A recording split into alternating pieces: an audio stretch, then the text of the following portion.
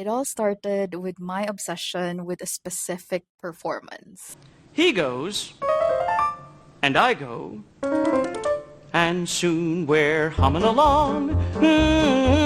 That then led to my admiration for this specific friendship. I get wet when I... No, say something else.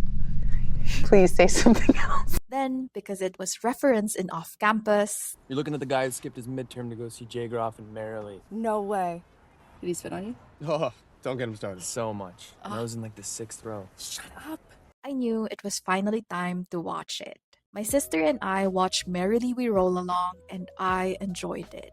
Featuring music and lyrics by Stephen Sondheim and based on the 1934 play by George Kaufman and Moss Hart, the musical follows three friends over the course of 20 years in reverse, beginning at the point where their friendship and ideals have fractured before taking us back to their younger, more hopeful and optimistic selves. As I mentioned, the story moves backward through time. Normally, I'm not fond of non-linear storytelling. It can sometimes feel like extra mental work, especially when I'm watching something simply to unwind. But this one is different. Every conversation, every repeated phrase, and every subtle callback gains new meaning as the timeline continues to unravel. Though at times during the second act, everything felt a bit jarring, still I pushed through and stayed with it until the end. The film production was well captured. The camera work draws you into the performances without ever making you forget that you're watching a live theater. And of course, the trio, whose chemistry is the very foundation of Merrily. It's difficult to imagine this production working nearly as well without these three actors. Their performances make the musical such a joy to watch, bringing these lifelong friends to life with such warmth and authenticity that it feels as though you're part of their friendship too. Jonathan Groff's portrayal of Frank Shephard is the emotional center of the production. Frank's complexity doesn't come solely from the writing. I think it also comes from the way Groff inhabits the role.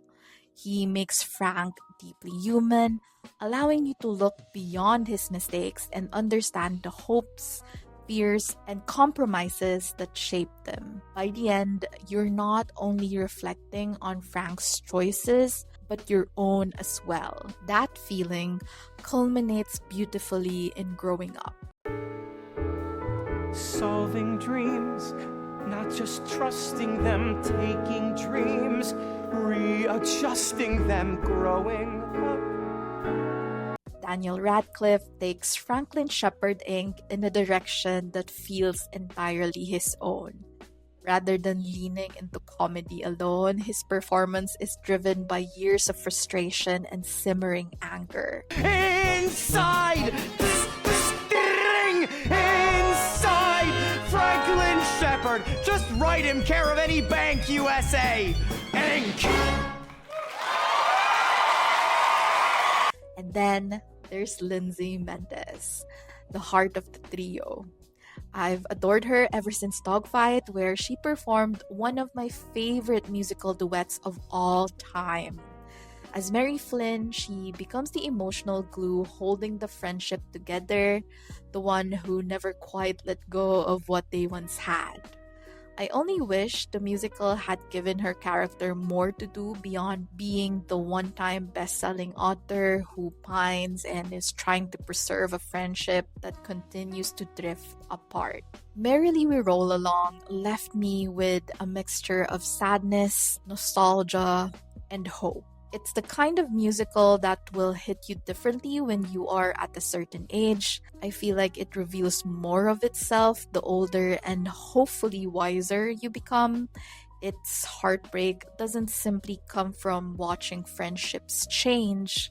I think it also comes from recognizing the reality of how life slowly reshapes our dreams, because plans fall apart, That's the reality of things. And because it tells the story in reverse, we get to witness the characters as disappointed adults and end with them as their hopeful younger selves. It forces us to remember a time before life got complicated. It reminds us of how bold, confident, and excited we all used to be before we had to make compromises to face adult life and the responsibilities that come with it. I think it's important. Musicals are popular.